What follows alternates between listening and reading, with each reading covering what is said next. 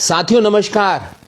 साथियों, एक तरफ 4 दिन में सारे मामले का खुलासा हो जाता है और दूसरी तरफ 2.5 साल हो गए हैं लगभग। 2.5 साल में हमें ये तक पता नहीं चल पाया कि आखिर पहाड़ की बेटी अंकिता को मारने के पीछे क्या इंटेंशन था, क्या उद्देश्य था। 2.5 साल में आज तक हमें ये स्पष्ट नहीं हो पाया कि आखिर अंकिता को मारा क्यों गया था।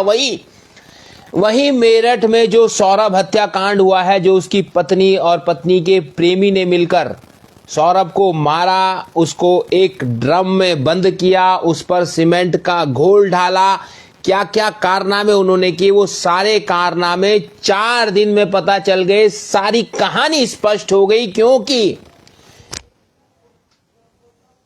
क्योंकि ना सौरभ की पत्नी मासूम और ना उसका पति साहिल ना भाजपा में थे, ना संघ में थे, ना राज्य मंत्री थे, ना सरकार में थे, इसलिए सब कुछ स्पष्ट हो गया है। तो कानून ने अपनी ईमानदारी का पूरा परिचय देते हुए 4 दिन में मामले को स्पष्ट कर दिया, बिल्कुल कोरे कागज में लिख कर दे दिया कि आखिर इस हत्या के पीछे क्या हुआ, क्यों हुआ, कैसे हुआ, सब कुछ स्पष्ट है। लेकिन 2.5 साल में अभी तक अंकिता के हत्या के पीछे के कारणों का पता नहीं चल पाया। क्यों? यह सवाल आज हमारे दिमाग में इसलिए आया कि जब हमने विस्तार से यह खबर देखी, आज तक के क्राइम में भी देखी, न्यूज नेटवर्क में भी देखी, कई चैनलों में देखी कि 4 दिन में यह पता चल गया कि ड्रम कहां से आया, चाकू कहां से आया, कहां से ये सारे हथियार बरामद किए गए। ये जो साहिल नाम का प्रेमी था जिसने हत्या में अपनी भागीदारी निभाई, वो कब कब आया, सब कुछ स्पष्ट होता हुआ चला गया। 4 दिन में सब स्पष्ट हो गया। लेकिन आज तक यह पता नहीं चल पाया कि अंकिता की हत्या हुई कहां पर थी और हुई क्यों थी, क्या मकसद उनका था हत्या के पीछे। सारे व्हाट्सएप चैट क्लियर हो गए। मासूम जो लड़की है उसके सारे व्हाट्सएप बाहर आ गए, उसके प्रेमी के आ गए, उसके पति के आ गए, आरोपी के मां बाप के आ गए, जो पीड़ित है, जो मृतक है सौरभ, उसके मां बाप, भाई के सब बयान आ गए, सब कुछ हो गया, सब स्पष्ट है, सारी स्थिति क्लियर है। लेकिन दूसरी तरफ अगर हम अंकिता के मामले को देखते हैं तो उसके व्हाट्सएप में जो वीआईपी नाम दर्ज किया गया था, आज तक वो पता नहीं चल पा रहा कि आखिर वो था कौन, वो है कौन। उसको बार बार जो है गेस्ट रूम बताया जा रहा है, वीआईपी रूम बताया जा रहा है। क्या अंकिता किसी वीआईपी रूम के लिए उपयोग में लाई जाने वाली थी, जिसका जिक्र उसने व्हाट्सएप पे अपने मित्र पुष्प के साथ किया था? तो आखिर ये मामला है क्या, कौन है वो वीआईपी? क्या हमारा उत्तराखंड पुलिस का कानून, क्या हमारी एसटीएफ इतनी कमजोर है कि आरोपियों से ये उगलवा नहीं पा रही है 2.5 साल में कि आखिर तुमने किस वीआईपी के लिए उस अंकिता की हत्या की? सबसे बड़ा सवाल यही है और यही सवाल जो है पूरे उत्तराखंड के जनमानस में कौंध रहा है। और यह सवाल उत्तराखंड के मुख्यमंत्री धामी से भी पूछा जा रहा है कि आखिर आप कह रहे थे फास्ट ट्रैक के कोर्ट के माध्यम से आरोपियों को जल्द से जल्द सजा मिल जाएगी, तो ये क्या कोर्ट चल रही है आपकी 2.5 साल में? क्या फास्ट ट्रैक कोर्ट 2.5 साल तक भी ये पता नहीं कर पा रही कि अंकिता की हत्या के पीछे इंटेंशन क्या था, उसका उद्देश्य क्या था, जो हर अपराध के पीछे दिखता है, जो अपराध के पीछे होता है।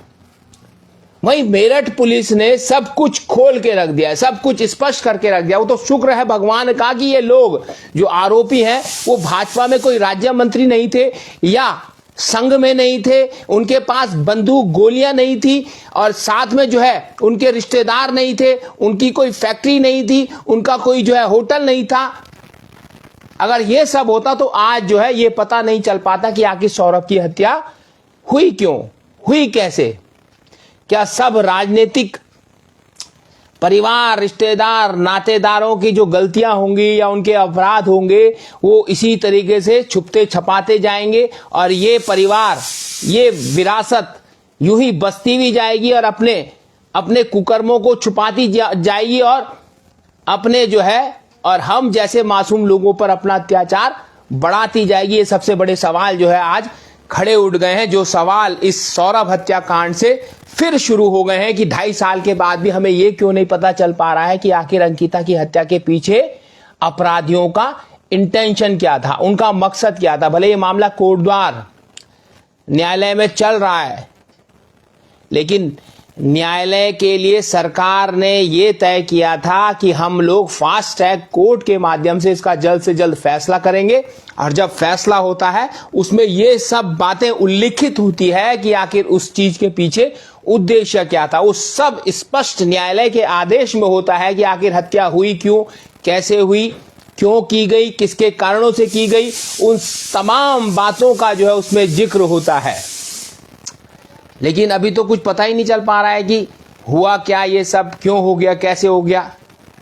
हम लोग पत्रकारिता करते करते थक गए, आंदोलनकारी आंदोलन करते करते थक गए।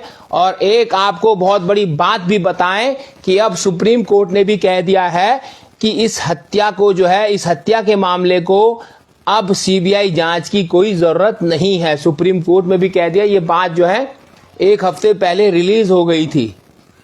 तो हम चाह रहे थे कि ये बात कहीं ना कहीं मीडिया में आए, फिर हम उस पर चर्चा करें।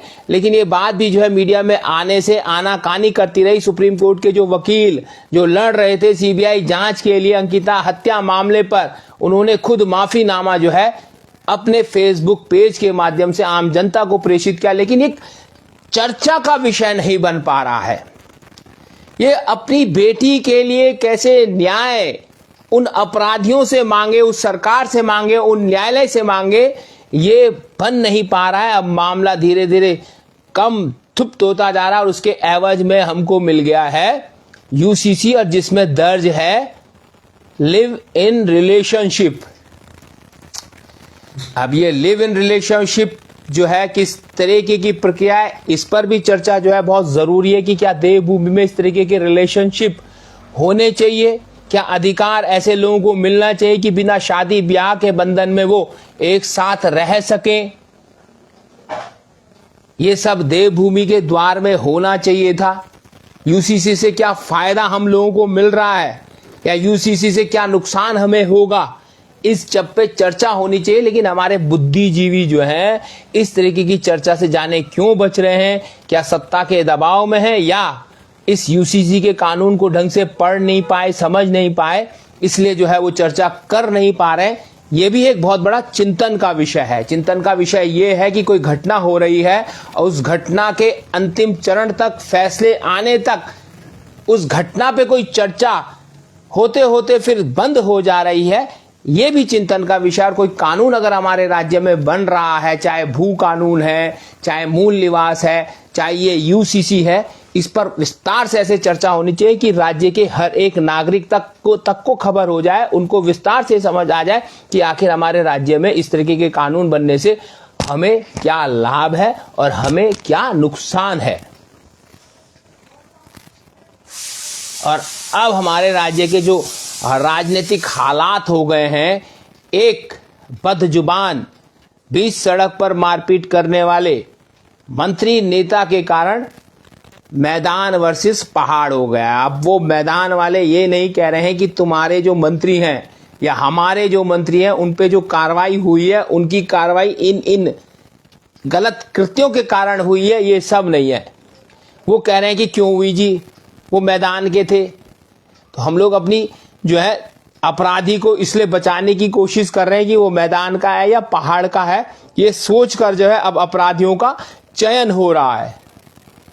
इसलिए नहीं हो रहा कि उसने कृत्य क्या किया, उसने गलत काम क्या किया, उसने अंकिता मामले को कैसे भटकाने की कोशिश की। जब वो जांच के दौरान थी, कहा वीआईपी मतलब कमरा, जबकि वीआईपी की फुल फॉर्म होती है वेरी इंपॉर्टेंट पर्सन।